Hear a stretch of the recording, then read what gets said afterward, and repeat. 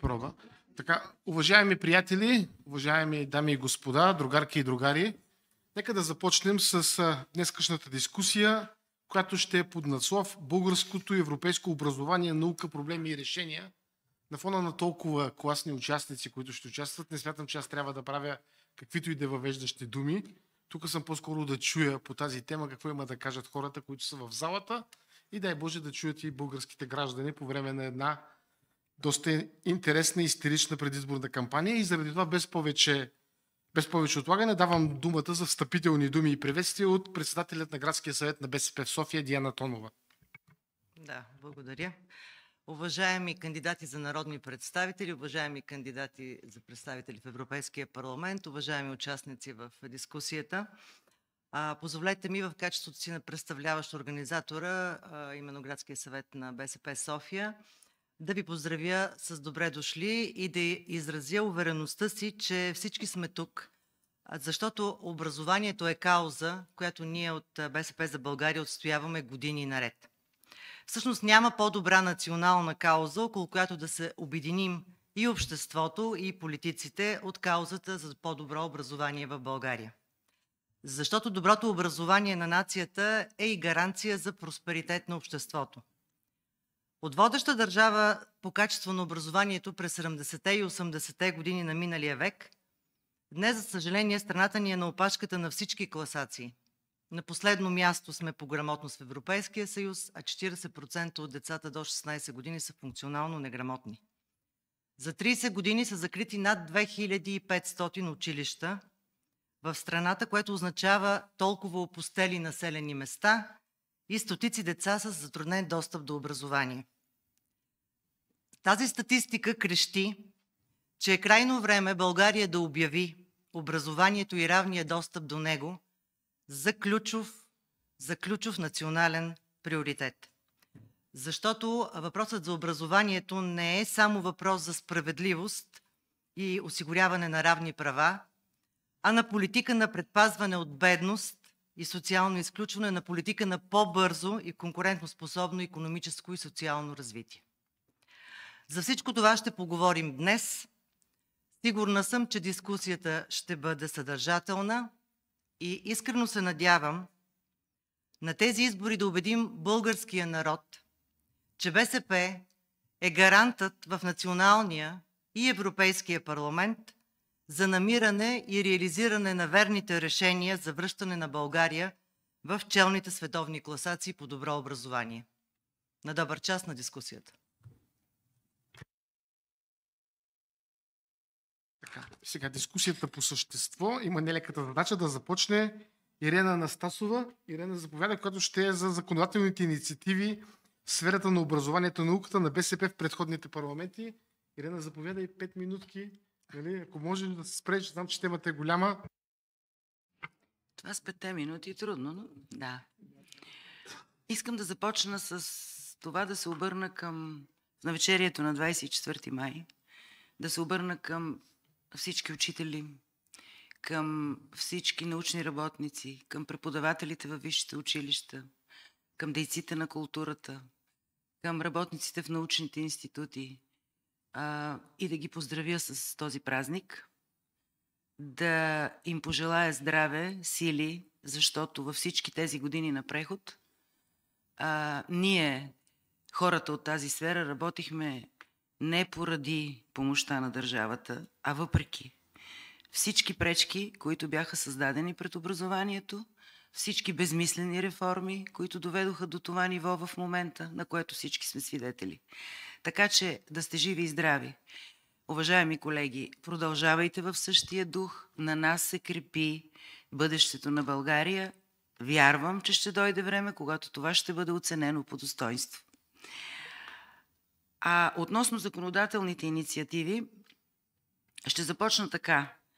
Не само в образованието, някои от нас, по-възрастните, са свидетели на другите реформи, които се случиха, особено след 2000-та година в България, но особено пагубна беше реформата в образованието, която 2001 година се случи и чието резултати и чието плодове ние берем и до днес. От първият момент на тази реформа БСП е партията, която е обяснявала проблемите, до които доведе тази реформа в образованието, и не просто с общи фрази. Ние имаме конкретни предложения в годините, защото се видя, че 4-5 години след 2001 резултатите са повече от плашещи. Още тогава, тук виждам и колеги, и Мариана Божкова, и Сашо Грозданов, и други колеги, и Юлиан Генов, колеги от Съвета по образование към Националния съвет на БСП и към Градския съвет. Ние предупреждавахме още тогава, че нещата не вървят добре и че ако не се вземат мерки още тогава, ще стигнем до това, до което всички стигнахме. За разлика от тогава, сега вече всички виждат резултатите от така наречената реформа. През това време, като казвам, че БСП е предприемала сериозни мерки, включително и законодателни, в съвсем накратко и в няколко направления. Първата група мерки, законодателни, които ние сме предприели, са били в сферата на самата система на образование. Това е нашето предложение още от 44-тото, 45-тото и 46-тото Народно събрание за един учебник по предмет в клас.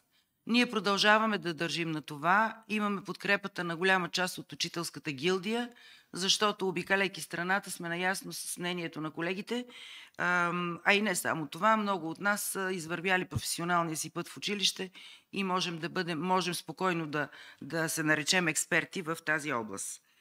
Второто такова предложение наше законодателно, законопроект в 48-то Народно събрание, това са безплатните учебници и за учениците от 8 до 12 клас, което беше прието.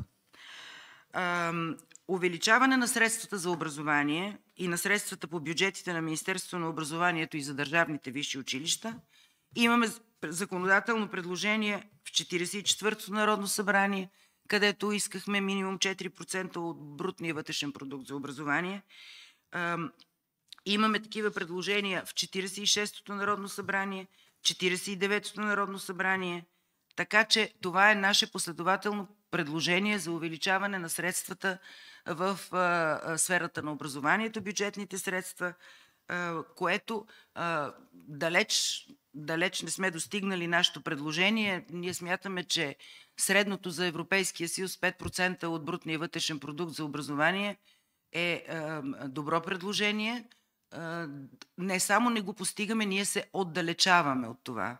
4,3 имахме единствено по времето на управление с участието на БСП. След това оттам насетне този процент спада непрекъснато.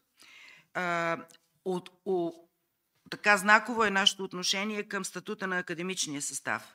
Имаме законопроект в 44-то Народно събрание за допълнително месечно възнаграждение на степените доктор и доктор на науките, както и въвеждане на минимален размер на месечно възнаграждение на лицата, заемащи академични длъжности. Имаме предложение за второ гласуване в 44-то Народно събрание, законово определяне на минимален размер на възнагражденията на лицата, заемащи академични длъжности в държавните висши училища, Българската академия на науките, Селскостопанската академия и обвързване с минималната работна заплата и диференциране според длъжността. От 44-то Народно събрание насам, ние през всяка година, ноември месец, когато се обсъжда бюджета на Народното събрание, правим тези предложения за увеличаване заплащането на академичния състав, защото виждате, че колегите ни от висшите училища, които и на протест излязаха и са абсолютно прави, стигаме до ситуация, в която младите хора да не желаят да остават на научна работа, както във висшите училища, така и в Българската академия на науките и другите научни звена. Поради това това е никакво заплащане. Това са минимални работни заплати, което е недопустимо за държава, която иска да инвестира, ако въобще иска да инвестира в образованието си. Това е едното направление на нашите законодателни инициативи. Другото направление е грижа за учителите. Ние имаме законодателна инициатива увеличаване на добавката от учителския пенсионен фонд към пенсиите на учителите, които са продължили да работят след придобиване на право за ранно пенсиониране, и тази добавка от 0,33 да е 0,5%. Разбира се, не е приета, но и с бюджета за 23-та и с бюджета за 24-та година ние имахме такова предложение. И еднократната семейна помощ за децата от 2, 3 и 4 клас, което е наше предложение и което беше прието през 2022 година с гласуване в 48-то Народно събрание. Тоест, БСП никога не е изпускала от своя поглед проблемите на образованието. Лошото е, че за това трябва да има, за да можем да направим необходимите реформи в образованието, трябва да има политическа воля не просто и не само от БСП, трябва да има политическа воля от всички политически партии. И ние сме на мнение, че докато не се постигне консенсус и докато не се извървят последователни стъпки, не просто 1, 2, 3, 4 години, няма да има реформа в образованието и няма да има резултати. Затова ние сме предлагали много пъти да седнат всички партии, да се постигне поне относителен консенсус по това какво трябва да се свърши в сферата на образованието, защото това е дейност, която не може да бъде извършена нито в рамките на един мандат, нито в рамките на 2 мандата. Това трябва да е последователна дейност, която трябва да се извършва независимо от това, коя партия е на власт.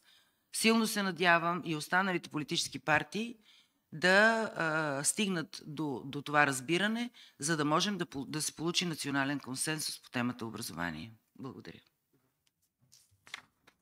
Благодаря ти и аз, Ирена. Така, сега думата има водачът на листата на БСП за България за Европейския парламент Кристиан Вигенин, който да ни представи какво предвижда за образованието и науката платформите на БСП за Европейски и националния парламент. Кристиан, заповядай.